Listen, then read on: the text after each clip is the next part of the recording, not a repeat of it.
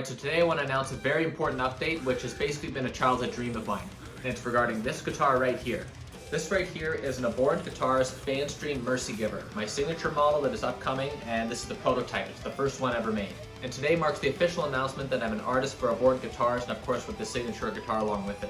Abhorrent Guitars is an amazing high-quality luthier guitar builder that is specifically focused on metal. Alex Cook is the owner, operator, master luthier, everything. So he's the one-man show that runs this amazing business. Today I'm going to go into the backstory of this guitar and how it got made, as well as the details of the specifications, and then kind of what's next here. And of course on the Angle Savage 120 we're going to do a demo of how this thing sounds. Alright, so here's the backstory behind this. So I've been looking for a very custom-made guitar for a long time now, but these AAA companies like Ibanez and all those guys, it's impossible to get through to them. So there's no way I could have achieved what I wanted with those guys or any other AAA company. A couple of years ago I had the opportunity to play a Falchion, which was made by Ken Lawrence, one of the best luthiers in all of America, and that guitar completely blew me away because it's actually a Mohammed Sweetchmez design. After that, I realized that the geometry of that guitar was something special, which is actually very much based on the Vigier Maryland that I've got right here. So I noticed that Abhorrent Guitars was following me on Instagram, and of course I followed him back and saw amazing quality products there and just really unique designs that were uncompromising. So I reached out to Abhorrent Guitars about last year to see if it was possible to maybe work on something totally custom. Nothing that he's designed before, but something completely unique. And like I said, these AAA companies, not only is it impossible to get a hold of them, but really what are you paying for? There's a lot of the name into it, and you're probably paying for most of the name and not a lot of the craftsmanship, and I find nowadays that these companies are overcharging and under-delivering big time. Working with Alex and designing this was an absolute complete seamless joy. He's an incredible luthier, super communicative, amazing to work with, and I can't wait for more. Alright, so let's get into all the specifications of this, starting from the headstock all the way to the bridge. Starting from the headstock, we've got hip shot locking tuners, so this is my first time using locking tuners. I haven't done a string change yet, but I'm sure it's really simple. I'm just going to go forward with all my guitars to have locking tuners going forward. Very simple headstock, amazing, awesome designs. There's spear design, and as well we've got the a metal cutout logo of the Abhorrent Guitars logo. And I like how it doesn't have the truss rod cover here. Truss rods, you can adjust it down here. Keeps the headstock super clean. The neck and the fretboard is really where a lot of the details are. So very similar to my Vigier Maryland, I wanted something that is extremely stable. So a rich light fretboard is the way to go, and it's a nice clean black. I'm not a big fan of grooves, honestly, in fretboards like wood grain. Starting right here, this is a 0 fret, and very similar to Vigier, this is unglued. So this right here is always in contact with the string, so that's going to wear out sooner. So what we have is we have it unglued. When it does wear out, I can just pop it out instead of doing a whole kind of refret situation going on. Very effective, keeps the action super low. These right here, fret-wise, are the Jescar 58118S. These are the largest frets that you can get. It's very similar to the Yngwie Malmsteen frets, but they're stainless steel. What we have for the neck radius here is going to be 14 inches, which is a lot better than the super round 12 inch on the Vigier Maryland, but also not too flat like the 15.7 inch, which is going to be on the Xiyphoses. To me, 14 is really good for chords, but also great for sweeping and shredding. Of course, we've got the Fayence inlay here. It's a little tough to see. It's purple, but it's a little dark. On the next one, we're going to do mother of pearl, but super thankful to have a logo on the fretboard. Of course, inspired by the necrophagist logo on the necrophagist Xiyphoses. And then right here, I missed my Ibanez gems, so what we did is we put 21 to 24 scalloped. The neck's a little thin. I kind of wanted it to be a little thicker. On the next run, we're going to make it probably around the same thickness as the Maryland, which is 19.5 millimeters here on the first fret, and then 12th fret's going to be 23. Around that, plus or minus, probably likely on the minus side. Another quirky thing about it is that I didn't want to have a binding. I don't like bindings on guitars. I find they feel cheap, so I have everything open, just like my Vigier Maryland. It's got open frets, and they're just sealed a little bit on the end. No binding. Moving on to the electronics, we've got a bare knuckle painkiller in the bridge, and we've got a cold sweat in the neck. So this is what this pickup specification is going to be on the signature model, like for production. And then this right here, I'm going to actually have this moved down on the next run. It's just a little bit in my way because I move a lot when I sweep, so this is just a little in the way. The idea of it is very good because it's very close by. It's a little too close for me. Single volume, no tone, can't stand tone knobs. And then right here, the barrel jacks in the back, very similar to the Xiyphos. Right on the back here, so what we've got, if you check this out, absolutely incredible. Did my logo and everything in the, of course, his logo in the back plates. And inside of here, instead of it being foil, we did copper paint, which is very similar to the Vigier Maryland. I like how it's clean. There's no foil, wrapped around anything. Of course, we've got a hardtail bridge that's stringed through, and I am a big believer in hardtail bridges. I cannot stand Floyd Rose's. The tuning instability and the brutal string changes is not worth it to me for the whammy tricks, not at all. So I'm looking for absolute stability.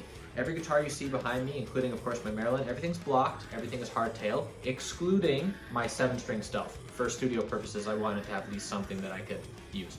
But it's a pain in the butt, very happy to have this. This will come with a hardtail bridge. And for the body, what we've got is we've got a bolt-on situation here. So bolt-on, I didn't really think those were for high quality guitars, I thought they were kind of low quality. After getting my Vigier Maryland, I totally changed my opinion. It's very snappy, great sustain, and of course very easy to fix. Solid, nice one-piece mahogany body, all mahogany, there's no top on it or anything. And a 3-piece maple neck with of course carbon fiber strips in there. And so this thing is super stable, of course with the Rich Life fretboard, it really doesn't move at all. In terms of the shape inspiration, we've got this side of it, which is very Vigier Maryland, also as well as very falchion. Honestly, anything that's got that kind of short wing here, long wing here, Jackson Rhodes for example. In the top, this kind of has a Warlock kind of vibe to it. However, these right here is supposed to be reminiscent of a violin. Now that idea is actually from Mohammed Sweetmess for the falchion, but we made it a little bit more by having 1, 2, 3 instead of just 2 of them, like the falchion has. The fret access is insane, absolutely best fret access of any guitar that I have. The worst being the Stealth, brutal for that guitar. But as well, not only that, but the balance is perfect. And I didn't have like a foam cutout or a cardboard cutout or anything. This was just a napkin drawing as of November this past year in 2024. And then in real life, here it is. Completely balanced. When you watch me playing on my posts and stuff, you can tell that it literally is just sitting there and I happen to be playing, you know, instead of me fighting it like I do with the Stealth. What's very important to me about this guitar is that it has the experience and the quirks and nuances that I want through all the years of playing and all the guitars that I've had. And you've got pieces of the Ibanez Gem in there, you've got pieces of the Vigier Maryland, some of the Xiyphos, and the Stealth. Everything of my heroes and everything that I'm inspired by is inside of this guitar. So I want the guitar to have an emotional feel. It's not just some product that's just out there that's made by an accountant. As you all know, I'm very passionate about Mohammed Sweetmess, Randy Rhoads, Chuck Schuldiner. Those are my 3 heroes, especially Mohammed and Chuck Schuldiner. And that spirit is in here. So with that said, let's give a bit of a sound demo and play some Fayence Dream as well as some necrophagist and death material.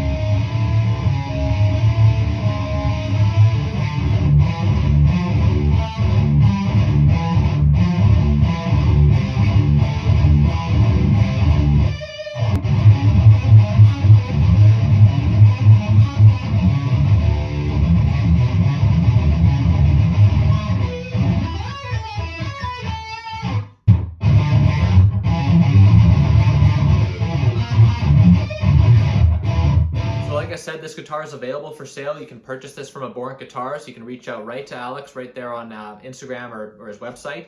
Incredible customer service, and I can't recommend it enough. And of course, when you purchase one of these, the soul and characteristic of the legends of death metal are in here. I want to thank all my students, my patrons, my supporters, everyone that has been here on this journey with me to get me to this point where I have my own signature guitar.